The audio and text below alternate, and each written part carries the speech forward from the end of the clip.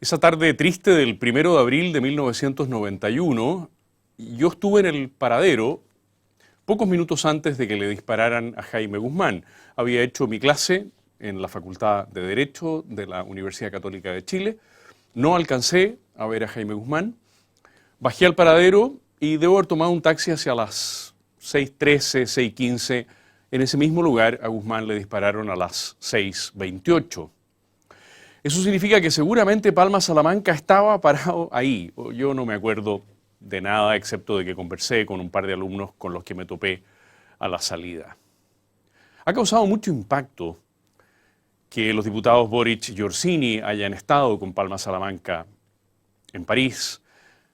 Ha causado mucho impacto que diputados jóvenes del Frente Amplio, tan jóvenes como era Palma Salamanca en esos momentos, como son Boric y Orsini, y que algunas diputadas del Partido Comunista hayan votado en contra del proyecto de aula segura.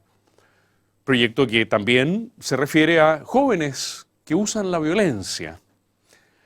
La violencia de Palma Salamanca, el amparo a la violencia de algunos diputados que no quieren entregar medios para que se la pueda prevenir y reprimir en los colegios en los que esta violencia se ha desatado. Los jóvenes violentistas que la ejercitan en algunos establecimientos educacionales. ¿Por qué la violencia? Esta es la cadena de la violencia. Alguien piensa que tiene autonomía plena, que si algo no le parece bien, está siempre en lo correcto, que tiene derecho a que le den todo lo que pide, que la culpa de sus problemas siempre la tienen otros, que como no le van a hacer caso respecto de lo que necesita, solo le cabe actuar de manera directa y agredir a esas personas para encontrar una respuesta a sus necesidades, a sus demandas. Se está construyendo desde esa amargura, primera señal, primer síntoma, la amargura, una posición de superioridad, desde la que se pretenderá enfrentar a un enemigo y rendirlo. Son personas que no van a aceptar ni tienen interés en las razones. Jorge Millas lo describió magníficamente en ese libro pequeño pero poderoso, La violencia y sus máscaras. Dijo el gran Jorge Millas: el verdadero problema surge cuando la inteligencia misma, y en términos más generales la espiritualidad del hombre, medio despierta, medio embotada, fortalece a la violencia con sus recursos y encubre su fea apariencia con modos intelectuales, espirituales, de justificación y disimulo. Este es el primer momento en el cual un educador tiene que hacerse cargo de la violencia. Cuando aparece la amargura en un joven, cuando un joven manifiesta su desazón por el modo en que está viviendo su vida.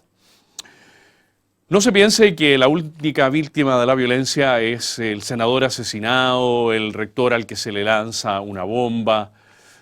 Las víctimas de la violencia en realidad están en toda la sociedad. La mirada del violentista tiende a este fin, a paralizar la sociedad. Esto es lo que llamamos terror, terrorismo. El violento conoce bien la debilidad humana frente al temor, frente al terror. Las personas no somos robots. El violentista tampoco es un robot. Tiene conciencia de lo que está causando y del efecto que va a producir. Cuando el violentista decide efectivamente aplicar la violencia, ya sea selectiva o generalizada, es que ha pensado muy a fondo en el efecto por olas que va a tener la violencia. No es un exabrupto. Sabe que la violencia específica va a generar olas que producen temor y terror. Hay un segundo momento, por lo tanto, en el cual es muy interesante hacerse cargo como educadores de los potenciales violentistas. Es el momento de la deliberación, cuando las personas dan a conocer, más allá de su amargura, que la violencia puede ser para ellos una fórmula de producir efectos sociales. Ahí hay que intervenir muy directamente con el diálogo. Claro, la violencia agrede a personas objetivamente muy importantes, a veces como fue el caso del asesinato de Jaime Guzmán, pero termina agrediendo hasta el más simple y sencillo ciudadano. ¿Qué está haciendo la persona que procura la violencia? Está procurando que se estimulen otras acciones similares, que la violencia pase a ser un hecho de normal ocurrencia, de habitual ocurrencia, que tenga publicidad, por lo tanto, y que esa publicidad haga que los hechos que se repitan sean cada vez menos publicitados. El primer hecho es muy llamativo, el 24º mucho menos, y el 109º ya casi no le interesa a nadie y por lo tanto pasa más inadvertido. Van corriendo el límite de cualquier cosa aceptable. Van poniendo a la sociedad en estado de indefensión. 5 actos de violencia llaman la atención, 50 probablemente ya no son noticia.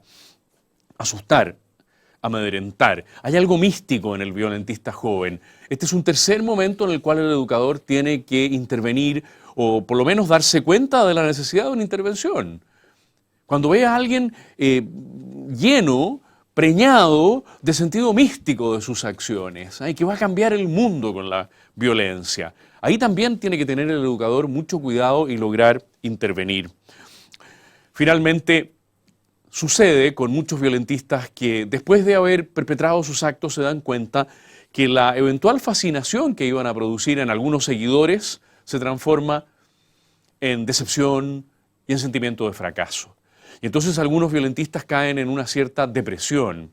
También el educador tiene que ser capaz de descubrir a esos jóvenes que desde la amargura, pasando por la deliberación, centrándose después en un sentido místico, finalmente caen en la depresión, en la decepción de ver que sus actos violentos no tienen más efecto que rebajar la sociedad, que producir pobreza social y que no han logrado concitar más que un pequeño puñado de adherentes. También ahí el educador, en la etapa final de este proceso de atención al joven violentista, tiene que involucrarse porque esa depresión, esa sensación de fracaso puede devenir en actos de violencia de los jóvenes violentos respecto de sí mismos. Y eso sería, finalmente, de la máxima gravedad.